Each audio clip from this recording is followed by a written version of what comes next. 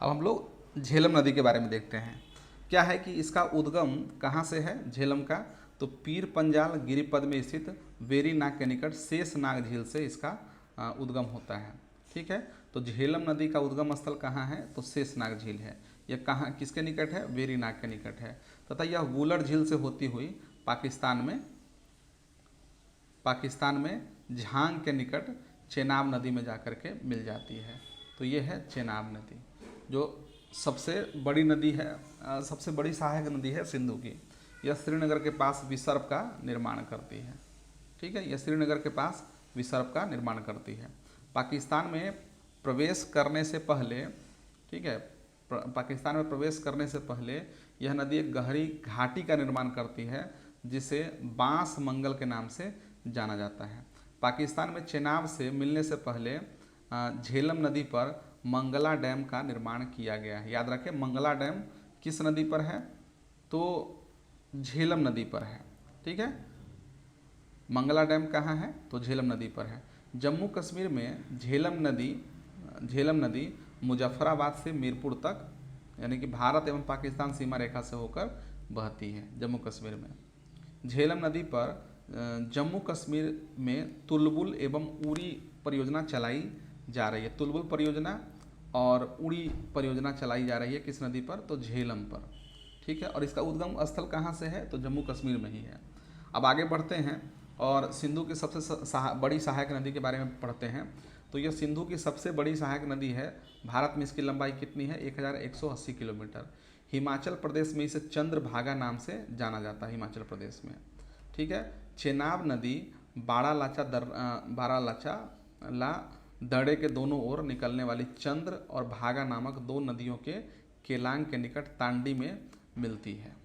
ठीक है, तो चेनाब नदी कहाँ से निकलती है, चेनाब नदी कहाँ से निकलती है, तो चंद्र और भागा नामक नदियों के केलांग के निकट तांडी में मिलने से यह बनती है। चंद्र और भागा मिल करके चेनाब का निर्माण करती है।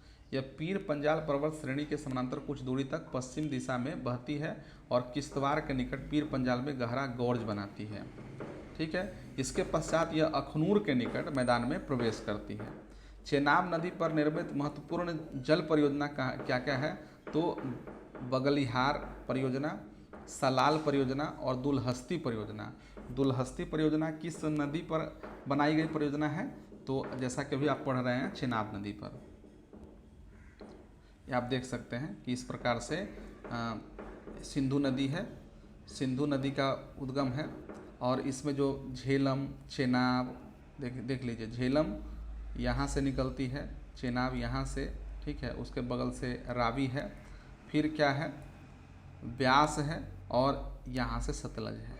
ठीक है, आगे बढ़ते हैं और रावी नदी के विषय में पढ़ते हैं। तो इसका उद्गम स्थल कहाँ है, हिमाचल प्रदेश में बृहद हिमालय के रोहतांग दर्रे के पश्चिम से होता यह चंबा घाटी में प्रवाहित होती है।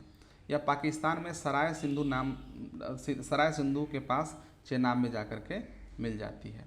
तो क्या देखिए, रावी कहाँ जाके मिलती है, तो चेनाब में मिलती है। तो चेनाब में मिलने वाली नदी है यह रावी।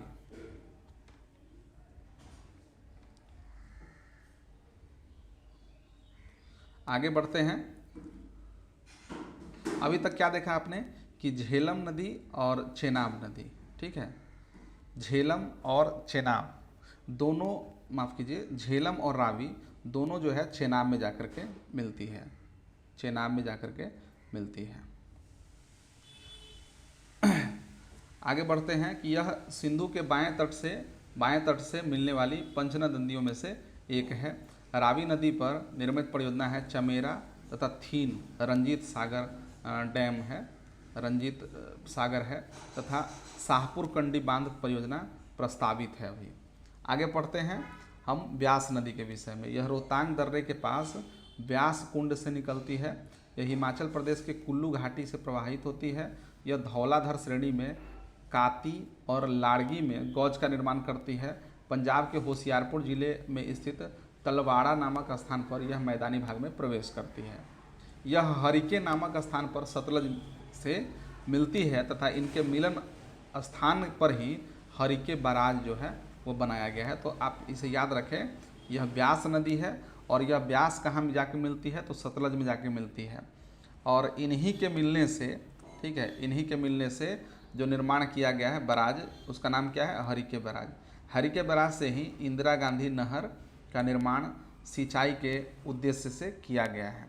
यह पंचनद की एकमात्र ऐसी नदी है जिसका प्रवाह केवल भारत में होता है। तो याद रखें, ब्यास नदी है। कौन सी नदी है, ब्यास नदी है, जिसका पूरा का पूरा प्रवाह भारत में ही होता है। अब हम लोग आगे पढ़ते हैं और सतलज नदी के विषय में हम लोग पढ़ते हैं। तो यह कहाँ से निकलती है, तो यह तिब्बत के पठार की राक्षस ताल झील से निकलती है, जहाँ इसे लॉगचेन खबाब के नाम से जाना जाता है। यह भारत में प्रवेश करने से पहले लगभग 400 किलोमीटर तक सिंधु के समानांतर प्रवाहित होती है तथा सीप किला दर्रा से होकर भारत में प्रवेश करती है। राकसताल से निकलकर यह नदी पश्चिम दिशा में प्रवाहित होती है एवं हिमाचल प्रदेश में यह गहरी घाटी का निर्माण करती है। भाखड़ा नांगल डैम, हरिके बैराज, जैसा कि आपने देखा ब्यास और सतलज के मिलने से ही हरिके बैराज बना हुआ है तथा इंदिरा गांधी नहर से संबंधित होने के कारण यह भारत की महत्वपूर्ण नदियों में से एक है।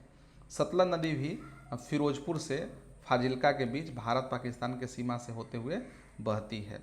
सतलज नदी की कुल लंबाई 1450 किलोमीटर है, जिसमें यह भारतीय क्षेत्र में 1050 किलोमीटर बहती है। ठीक है, हम लोग अब सिंधु जल संधि के विषय में पढ़ लेते हैं कि आखिर कौन सी संधि हुई थी। तो 19 सितंबर 1960 को विश्व बैंक की मध्यस्थता के माध्यम से भारत और पाकिस्तान के बीच कराची में सिंधु जल संधि पर हस्ताक्षर किए गए थे। इस संधि के तहत क्या हुआ था कि सिंधु नदी तंत्र की 3 पूर्वी नदियों रावी, सतलज और ब्यास, याद रखें, रावी, सतलज और ब्यास के जल पर भारत का पूरा अधिकार दिया गया, जबकि 3 पश्चिमी नदियों जैसे झेलम, चिनाब और सिंधु के जल को पाकिस्तान को दिया गया। संधि के तहत भारत के लिए निर्दिष्ट घरेलू, गैर उपभोग और कृषि उपयोग को छोड़कर, ठीक है, इसके साथ ही भारत को पश्चिमी नदियों पर run of the river project के तहत पनबिजली उत्पादन का अधिकार भी दिया है, ROR प्रोजेक्ट के अंतर्गत। सिंधु जल संधि 1980 के अनुच्छेद 8 के अंतर्गत इस संधि के क्रियान्वयन हेतु एक अस्थायी सिंधु जल आयोग के गठन का प्रावधान किया गया है। ठीक है, सिंधु जल संधि 1960 के अनुच्छेद 8 के अंतर्गत इस संधि के क्रियान्वयन हेतु एक अस्थायी सिंधु आयोग, परमानेंट इंडस कमीशन के गठन का प्रावधान किया गया है।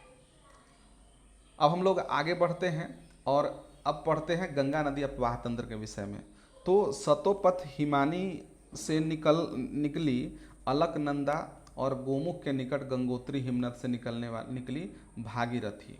ठीक है, अलकनंदा और भागीरथी।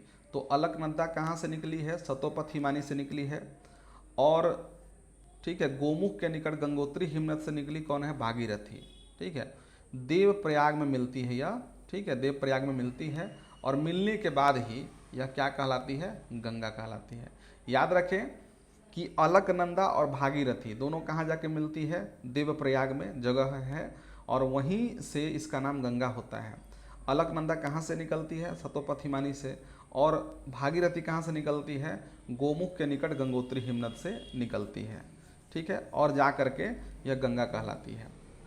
अलकनंदा की सहायक नदियां हैं पिंडार नदी। ठीक है, अलकनंदा की सहायक नदी कौन सी है, पिंडार नदी। बाएं तट से कर्णप्रयाग में तथा मंदाकिनी नदी के दाएं तट से रुद्रप्रयाग में इससे आकर मिलती है। धौली गंगा व विष्णु गंगा अलकनंदा की अन्य सहायक नदियां हैं। बद्रीनाथ का प्रसिद्ध मंदिर अलकनंदा नदी के तट पर स्थित है। ठीक है, गंगा पूर्व दिशा से पश्चिम बंगाल के फरक्का तक बहती है। पूर्व दिशा में पश्चिम बंगाल के फरक्का गंगा डेल्टा का सबसे उत्तरी बिंदु तक बहती है, जहां यह 2 धाराओं में बट जाती है। एक धारा हुगली के नाम से जानी जाती है तथा दूसरी धारा भागीरथी के रूप में प्रवाहित होते हुए बांग्लादेश में प्रवेश करती है, जहां ब्रह्मपुत्र नदी से मिलने के बाद यह मेघना नाम से बहती हुई बंगाल की खाड़ी में जाके गिर जाती है। ठीक है, तो यह भी बात है कि पूछा जा सकता है कि गंगा नदी बंगाल की खाड़ी में गिरने से पहले किस नदी में मिलती है, तो ब्रह्मपुत्र नदी में भी मिलती है। ठीक है, और किस नाम से जानी जाती है, मेघना नदी से। आप इसे देखिए, इस पूरे देख रहे हैं कि गंगा नदी जब प्रवाहित होती है इस तरह से, तो इससे मिलने से पहले देखिए कहाँ है, देवप्रयाग जगह है। तो एक तो क्या है, अलकनंदा और इधर से भागीरथी। अलकनंदा और भागीरथी के मिलने से गंगा जो है वह प्रवाहित होती है इस तरह से। ठीक है, और गंगोत्री के बगल में यमुनोत्री, वहाँ से यह यमुना नदी इसके समानांतर चलती हुई आगे जाकर के वो मिलती है। ठीक है, तो इस प्रकार से है। और देखिए बद्रीनाथ यहाँ है, धौली गंगा यहाँ पर मिलती है विष्णुप्रयाग में। ठीक है, नंद प्रयाग में अलकनंदा से कौन सी मिलती है, मंदाकिनी जाके मिल जाती है। इसे याद रखें। देखिए विष्णुप्रयाग में धौली गंगा आके मिलती है। ठीक है, विष्णुप्रयाग में कहाँ से मिलती है, धौली गंगा। नंद प्रयाग में मंदाकिनी नदी अलकनंदा में मिलती है, और एक पिंडार एक सहायक नदी है, अलकनंदा की सहायक नदी है पिंडार नदी। कर्ण प्रयाग में यह जाकर मिलती है। इसी प्रकार से मंदाकिनी कहाँ से मिलती है, ये नंदाकिनी है, ये नंदाकिनी है, माफ़ कीजिए, यह नंदाकिनी है जो नंद प्रयाग में जाके मिलती है। इसके बाद मंदाकिनी है, यह रुद्रप्रयाग में जाकर के मिलती है। और देखिए विष्णुप्रयाग, नंद प्रयाग, कर्ण प्रयाग, रुद्रप्रयाग और देवप्रयाग, इस प्रकार से मिलती हुई आगे बढ़ती है। और देवप्रयाग में भागीरथी और अलकनंदा का संगम होता है। गंगा के दाएं और बाएं तटों से अनेक सहायक नदियां आकर मिलती है, जिसे यमुना नदी सबसे बड़ी सहायक नदी, जैसा कि आप देख रहे हैं, जो बंदरपूंछ चोटी के यमुनोत्री हिमनद से निकलकर तथा प्रयागराज में गंगा के दाएं तट पर मिलती है। सोन भी गंगा के दाएं तट पर मिलती है। चंबल, सिंध, बेतवा, केन इत्यादि नदियां यमुना के दाएं तट से मिलती है। यह इसकी प्रमुख सहायक नदियां हैं। चंबल की सहायक नदियों में बनास, काली, सिंध, कूनो इत्यादि प्रमुख नदियां हैं। बनास की सहायक नदियों में खारी एवं धुंध प्रमुख है। ठीक है, अब देख रहे हैं डिस्ट्रीब्यूटरी किसे कहता है और ट्रिब्यूटरी किसे कहता है। तो जिसे हिंदी में वितरिका बोलते हैं, मुख्य नदी से निकलने वाली छोटी नदी जो उसमें नहीं मिलती, जैसे हुगली। ठीक है, मुख्य नदी से निकलने वाली छोटी नदी जो उसमें नहीं मिलती है, वो निकलती है। ठीक है, डिस्ट्रीब्यूट हो जाती है, नाम से स्पष्ट है, डिस्ट्रीब्यूट हो जाती है। उसे क्या कहता है, उसे हम लोग वितरिका बोलते हैं। वो फैल जाती है। हुगली निकल गई तो फिर मिलती नहीं है। इसके बाद एक होती है सहायक नदी, मुख्य नदी से मिलने वाली नदी जिसका आधार तल मुख्य नदी से ऊंचा होता है, जैसे यमुना। ठीक है, और सोन, ये सभी क्या है, ये सभी सहायक नदियाँ हैं। इसको ट्रिब्यूटरी कहा जाता है। और वितरिका का मतलब है कि जो चली जाने वाली। अब जैसे कि गंगा की दो धार बहती है, हुगली, तो हुगलिया के बाद में थोड़ी मिलती है, तो इसे हम लोग क्या बोलते हैं, डिस्ट्रीब्यूटरी कहते हैं। आगे बढ़ते हैं। कोसी गंगा के बाएं तट से मिलती है। कोसी कहाँ मिलती है, हम लोग बिहार का जब भूगोल पढ़ेंगे तो वहाँ और विस्तार से पढ़ेंगे कि कोसी गंगा के बाएं तट से मिलती है। इसके द्वारा अपने नदी मार्ग के अधिक कटाव, ठीक है, अधिक कटाव मार्ग परिवर्तन के कारण इसे बिहार का शोक कहते हैं। गोमती, घाघरा, गंडक आदि गंगा के बाएं तट पर मिलने वाली अन्य सहायक नदियाँ हैं। ठीक है, तो ये क्या है कि कोसी क्या है, गंगा के बाएं तट से मिलती है। और बाएं तट से ही मिलने वाली गोमती भी है, घाघरा भी है, गंडक भी, ये सभी क्या है, गंगा के बाएं तट पर मिलने वाली अन्य सहायक नदियाँ हैं। दामोदर हुगली के दाएं तट की एक प्रमुख नदी है, इसे बंगाल का शोक कहा जाता है। ठीक है, हुगली के दाएं तट पर कौन सी नदी है, दामोदर, तो यह क्या, इसे क्या कहा था, बंगाल का शोक कहा जाता है। गंगा नदी पर ही राष्ट्रीय जल मार्ग संख्या 1 जो प्रयागराज से हल्दिया तक स्थित है, यह गंगा नदी पर ही अवस्थित है। ठीक है, अब देखें इसे गंगा नदी को देखें और इसकी सहायक नदियों को देखें। तो इतना तो स्पष्ट नहीं है, फिर भी देखिए ये है गंगा इस तरह से, ठीक है, और इसकी जो सहायक ये गंगा है इस तरह से, और देखिए सहायक नदियाँ ये प्रयागराज में जाके मिलती है। चंबल नदी है, ठीक है, बेतवा नदी है, ठीक है, उसके बाद टोम्स नदी है और केन नदी है। तो इस प्रकार से केन, बेतवा, चंबल ये सब नदियाँ जो है वो यमुना की सहायक नदी है और यमुना गंगा की सर्वप्रमुख सहायक नदियाँ हैं। ये देखिए सोन जाके गंगा में जाके मिल जाती है। ये दामोदर है जो हुगली में जाके मिल जाती है।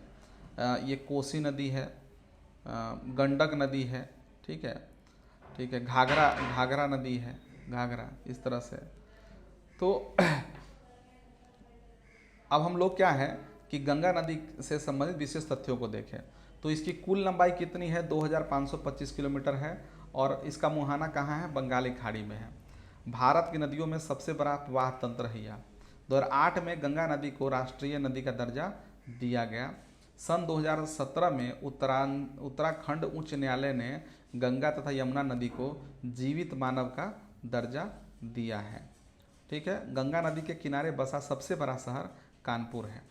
ठीक है, गंगा नदी के किनारे बसा सबसे बड़ा शहर कौन सा है, कानपुर। गंगा नदी अपने प्रवाह क्रम में निम्न नामों से जानी जाती है। सबसे पहले तो गंगा उत्तराखंड में, उत्तर प्रदेश में, बिहार में, झारखंड में और पश्चिम बंगाल में ये क्या कही जाती है, गंगा। हुगली और भागीरथी को देखें तो पश्चिम बंगाल में हुगली और भागीरथी के नाम से जानी जाती है। तो दो वितरिकाओं में बंटने के पश्चात, ठीक है, दो जब गंगा नदी जब प्रवाहित करती है बंगाल में तो क्या है, इसकी दो वितरिका बंट जाती है। एक तो हुगली चली जाती है और फिर आगे तो आगे जो है भागीरथी के नाम से जानी जाती है, और एक जो है जो नीचे जाती है वह किस नाम जानती है, तो हुगली नदी के नाम से जानी जाती है, जहाँ पर कोलकाता शहर है। पद्मा की बात करें तो ये गंगा का अन्य नाम है। बांग्लादेश में प्रवेश करने के पश्चात इसका नाम पद्मा हो जाता है। और मेघना भी नाम जो है गंगा का ही है। तो जमुना से मिलने, जमुना माने ब्रह्मपुत्र नदी से मिलने के पश्चात अंततः मेघना के नाम से ही अपना जल बंगाल की खाड़ी में विसर्जित करती है। तो ये है। यमुना नदी उत्तर प्रदेश के कुल 19 जिलों से होकर बहती है। गंगा नदी उत्तर प्रदेश के कुल 28 जिलों से होकर गुजरती है। यह बिजनौर जिले में प्रवेश करती है और बलिया जिले से बाहर हो जाती है। उत्तर प्रदेश की बात करें तो बिजनौर से लेकर के बलिया तक बहती है। और अगर बात करें बिहार की, तो बिहार में सारण डिस्ट्रिक्ट में प्रवेश करती है और कहाँ तक बहती है, तो वह जाके गिरती है भागलपुर तक। तो इस प्रकार से है। अब हम लोग आगे बढ़ते हैं